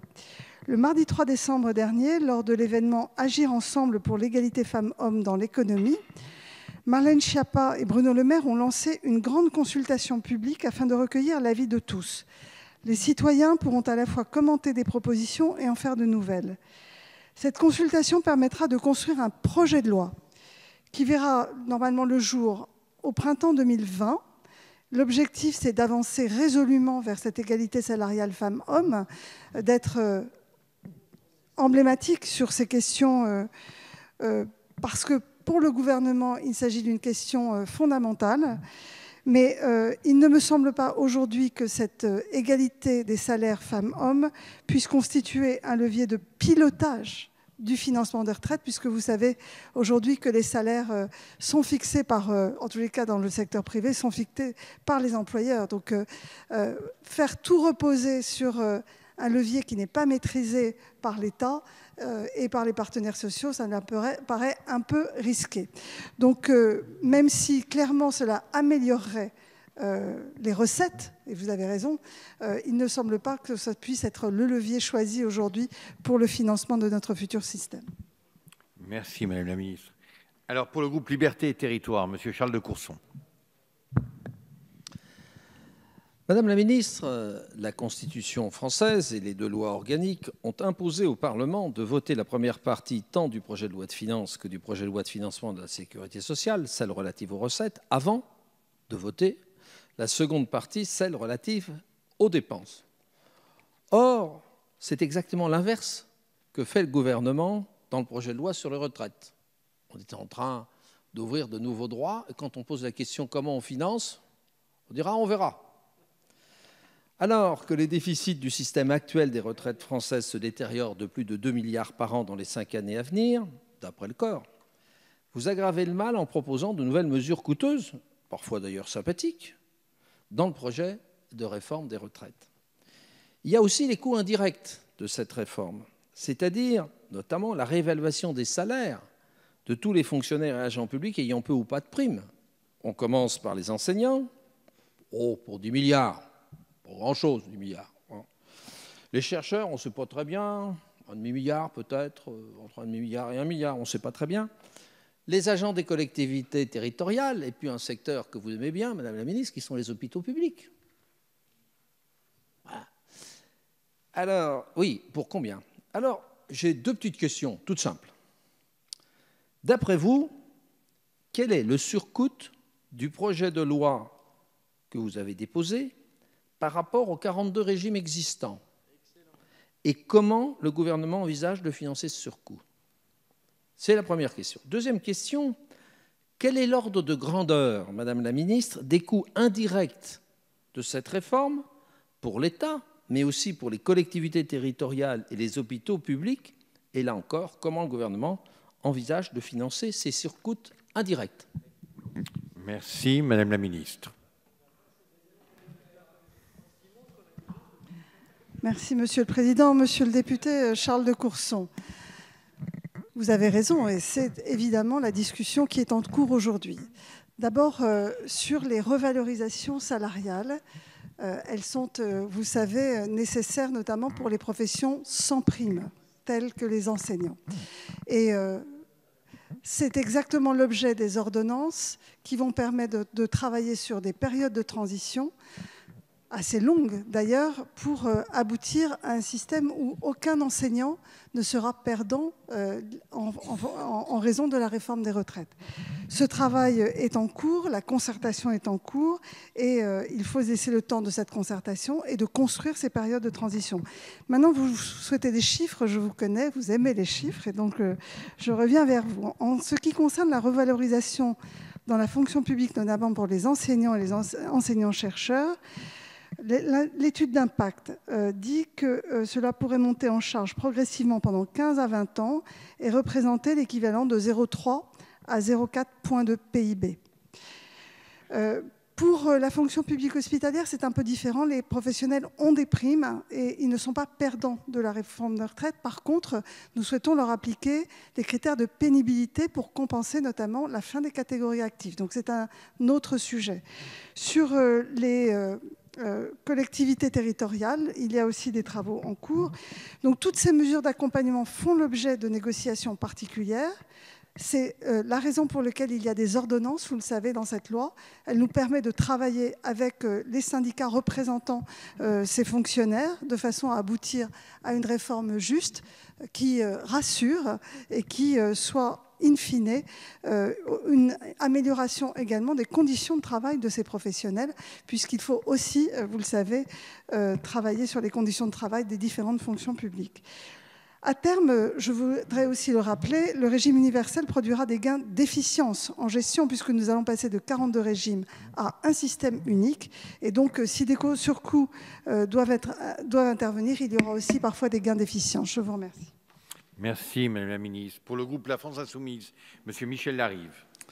Merci, Monsieur le Président. Madame la Ministre, chers collègues, parallèlement à l'examen parlementaire de votre réforme des retraites, vous avez invité les partenaires sociaux à formuler des propositions de financement dans le cadre d'une grande conférence sur les retraites. Cependant, vous procédez de la même manière que lors du grand débat. Vous proscrivez au préalable de la discussion toute une série de solutions politiques existantes. Le cadre de la concertation proposée ici est ainsi cerné par vos propositions habituelles, l'augmentation du temps de travail ou la baisse du montant des pensions. Nous en avons pourtant proposé d'autres, telles que l'augmentation des salaires et l'égalité salariale effective entre les femmes et les hommes. Ces deux recommandations généreraient respectivement 2,5 milliards d'euros pour une revalorisation de 1% des salaires et 6 milliards d'euros. En réalité, votre conférence a pour unique objectif d'orchestrer le dissensus entre les différentes organisations syndicales et patronales, vous permettant ainsi de devenir seul décisionnaire sur le dossier brûlant du financement des retraites. Ces méthodes ne peuvent qu'inquiéter. L'étude d'impact et les trajectoires financières proposées sont dénoncées comme lacunaires par le Conseil d'État. On ne peut toujours pas évaluer avec les éléments dont on dispose ce que représentera l'enveloppe financière de la branche retraite dans un système par points. Ainsi, je vous le demande solennellement, Madame la Ministre, votre méthode de travail répond-elle à un autre objectif que celui de vous affranchir du contrepoids politique, qu'il soit syndical ou parlementaire? Merci, Madame la Ministre. Merci, Monsieur le Président. Monsieur le député Larive, en réalité, j'ai du mal à comprendre votre question parce que nous faisons tout le contraire. D'abord, nous faisons confiance aux partenaires sociaux. D'abord pour aboutir à une proposition qui permettra d'arriver avec un système de retraite à l'équilibre lorsque la réforme interviendra. Nous leur proposons également de travailler sur la gouvernance du futur système. Donc d'abord, nous les mettons totalement en responsabilité et avec une confiance totale du gouvernement. D'autre part, le cadre fixé, vous le trouvez contraint. En réalité, je pense qu'il est admis par tout le monde et il est peu contraint. La première contrainte, c'est de ne pas baisser les pensions de retraite des retraités actuels. Je pense que 100% des Français sont d'accord avec cette contrainte. Et d'ailleurs, l'ensemble des partenaires sociaux étaient d'accord avec cette contrainte. Personne ne souhaite baisser les pensions. Donc, premièrement, nous assurons à l'ensemble de nos concitoyens retraités que l'équilibre du système ne reposera en aucun cas sur une baisse de leur pension. Je crois que c'était important de le rappeler, même si tout le monde est d'accord pour le dire. La deuxième contrainte, elle est liée à ce que nous observons, c'est-à-dire une reprise de l'activité économique avec une baisse du chômage. Nous en avons besoin, ça participe aussi de l'équilibre du futur système. Or, la seule façon de traduire cette dynamique aujourd'hui des entreprises, c'est de ne pas augmenter le coût du travail. C'est la deuxième contrainte que le gouvernement a mis dans le courrier adressé aux partenaires sociaux. Et donc aujourd'hui, ils sont en totale liberté pour trouver les différents leviers d'action, qu'il s'agisse d'utiliser des réserves, qu'il s'agisse des cotisations, qu'il s'agisse de modifier la durée ou le temps de travail. Tout cela est entre leurs mains. Et aujourd'hui, les seules contraintes, elles ont été parfaitement comprises et admises par les partenaires sociaux lorsque nous leur avons confié cette mission. Je vous remercie. Merci, Madame la Ministre. Pour le groupe La Gauche démocrate et républicaine, Monsieur Fabien Roussel. Les communistes. Monsieur le Président, mes chers collègues, Madame la Ministre, votre projet de réforme de retraite prévoit de diminuer la part des dépenses de retraite dans notre PIB à 12,9% contre 13,8% aujourd'hui. Ça figure en toutes lettres dans l'étude d'impact que nous avons reçue, page 176. Pourtant, vous vous étiez engagé à maintenir cette part à 14%. Et maintenant, vous annoncez qu'elle va baisser de plus de 1% d'ici 2050. C'est donc pire que ce qui était prévu. Cet objectif contredit non seulement votre parole initiale, mais il va à l'encontre de l'évolution démographique. Sur quelle base pouvez-vous afficher une telle baisse alors qu'en 2050, la France comptera plus de 20 millions de personnes de 65 ans ou plus? Le nombre des seniors augmente plus vite que l'ensemble de la population. C'est un mouvement naturel, c'est le sens de la vie. C'est pour cela d'ailleurs que la part des richesses consacrées aux retraites dans notre PIB a toujours augmenté. Elle était de 6% en 2050 et elle est montée à 14% aujourd'hui. Alors comment être à la hauteur d'un tel enjeu de société en diminuant la part de notre richesse nationale consacrée aux retraites? C'est impossible et vous le savez bien. Sans augmenter cette part, sans aller taxer les revenus financiers, le capital, effectivement, vous ne pouvez pas promettre autre chose que de toucher au niveau des pensions ou augmenter l'âge de la retraite à 65 ans, tel que c'est écrit dans l'étude d'impact, page 118. Voilà la réalité de votre projet et il faut le dire aux Français, faire de l'âge de départ en retraite la variable d'ajustement de votre projet de réforme. Alors ma question, elle est simple. Pourquoi allez-vous baisser la part des richesses consacrées à notre système de retraite en l'amenant à 12,9% du PIB au lieu de 14% aujourd'hui? Pourquoi, au contraire, ne pas l'augmenter de 2 points pour pouvoir répondre aux beaux défis de l'allongement de la durée de la vie?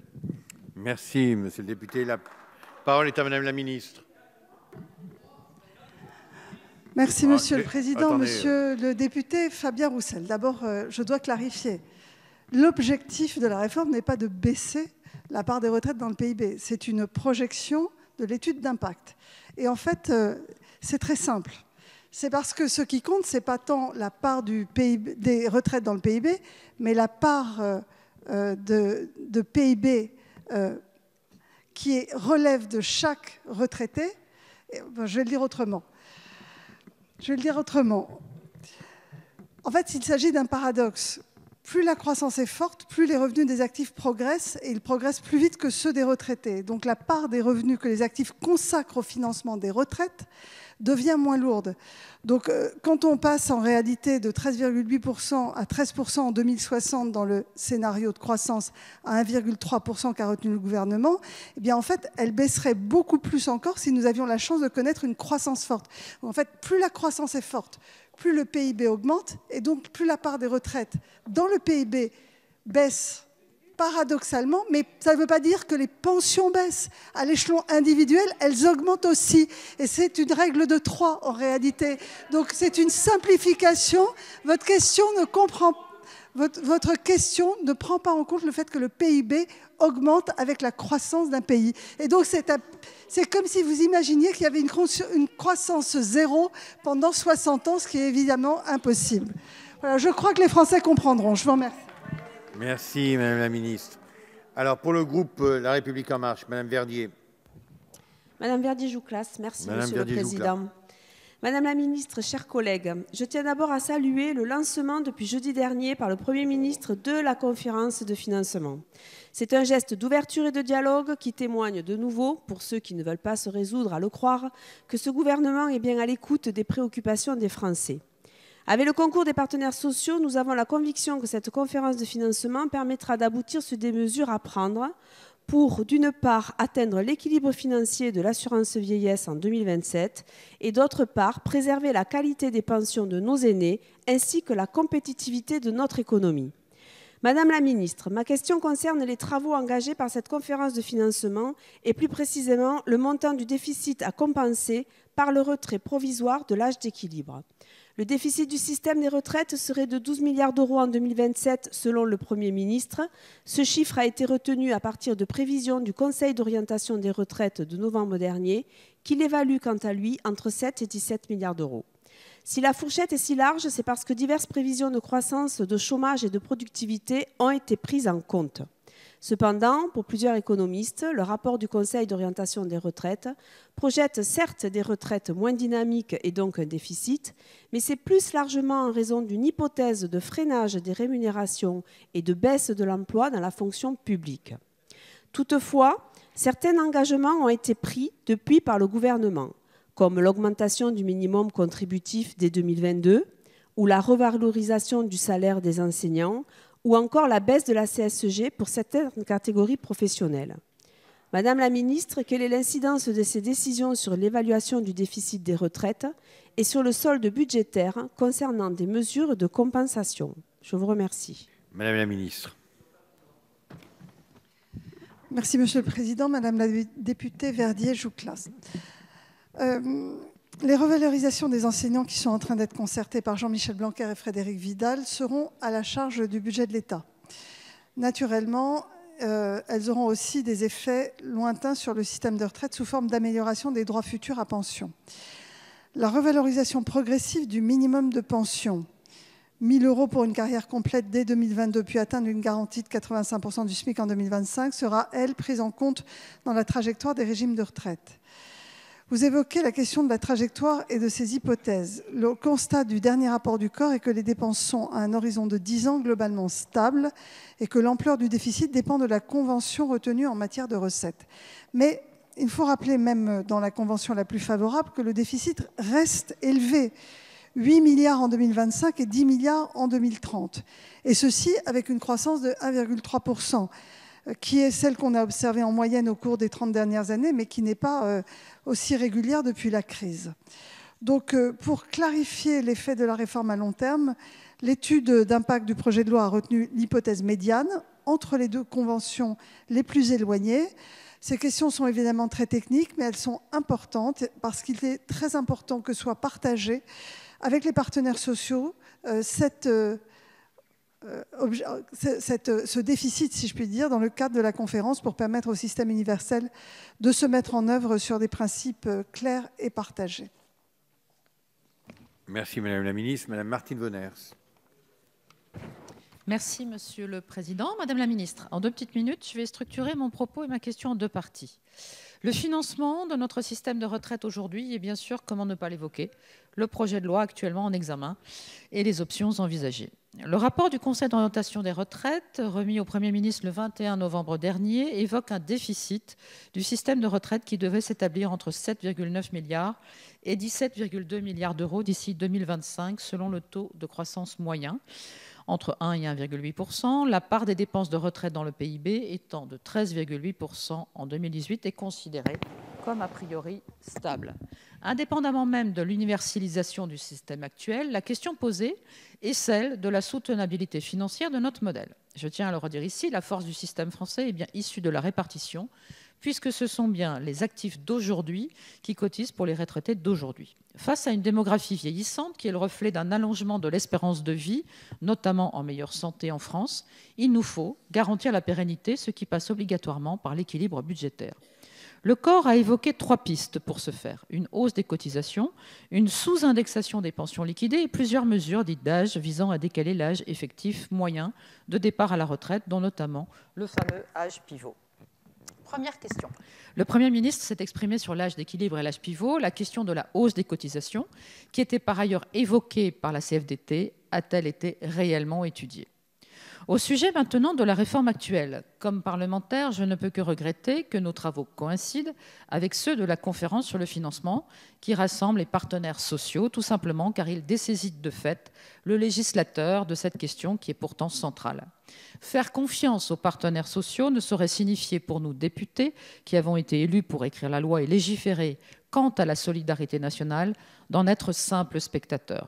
Concernant notamment le sujet majeur de la prise en compte de la pénibilité dans l'acquisition de points retraite ou encore les situations très sensibles des personnes handicapées, quelles sont concrètement vos propositions et pouvez-vous aujourd'hui garantir à la représentation nationale que vous aurez les premières conclusions des négociations dès l'examen du texte dans l'hémicycle, soit dans 2 semaines? Je vous remercie, Madame la Ministre. Merci, Madame la députée. Madame la Ministre.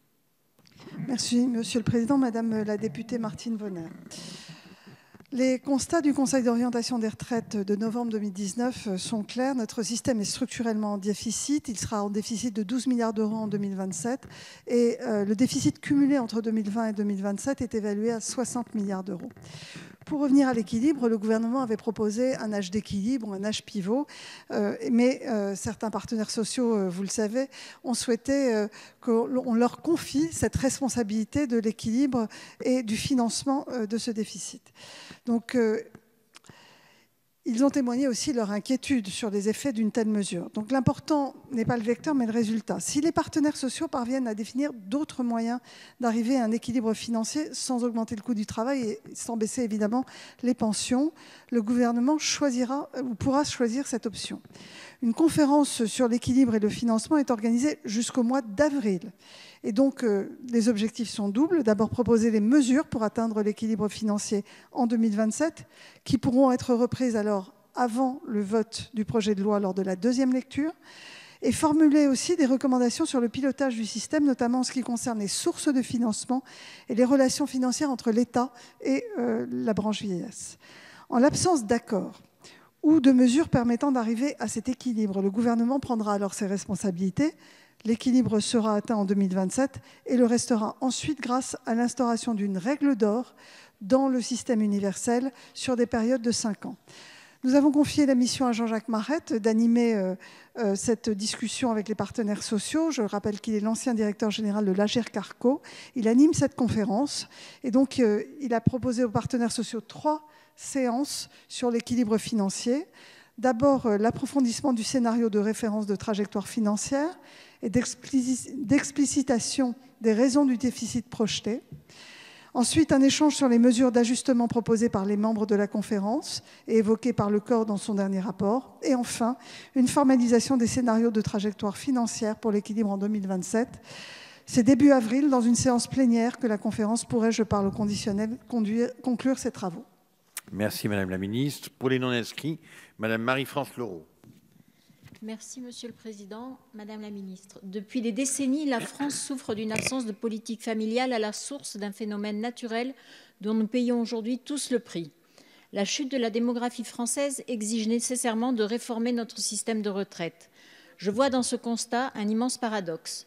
Les gouvernements successifs, le vôtre compris, a fait du taux répartition un véritable dogme en négligeant sa politique familiale. Cette réforme est nécessaire. Les quelques 25 millions de retraités à la durée de vie allongée ne pourront être endigués par un nombre d'actifs qui reste stable. Votre projet aspire à la stabilisation de la dépense liée aux retraites ? Bien. Je regrette qu'il ne prenne pourtant pas en compte la croissance de la population des plus de 65 ans, dont l'augmentation approchera les 70% d'ici à 2070, biaisant les projections financières. Les conséquences de votre projet est prévisible. Cette réforme, qui fera supporter tous les efforts aux générations futures, n'est donc en aucun cas équitable puisqu'elle pèse sur les épaules de nos enfants. Non, cette réforme n'est pas équitable, et pour cause.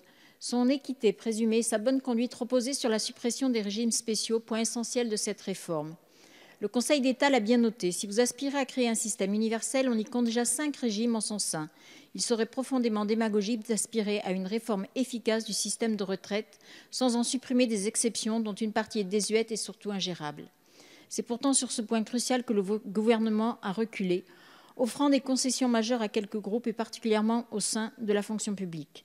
Donc, ma question est, comment le gouvernement compte-t-il financer une retraite présumée équitable sans supprimer réellement certains de ces régimes d'exception qui viendront à terme faire reposer tous les efforts financiers sur le secteur privé? Je vous remercie.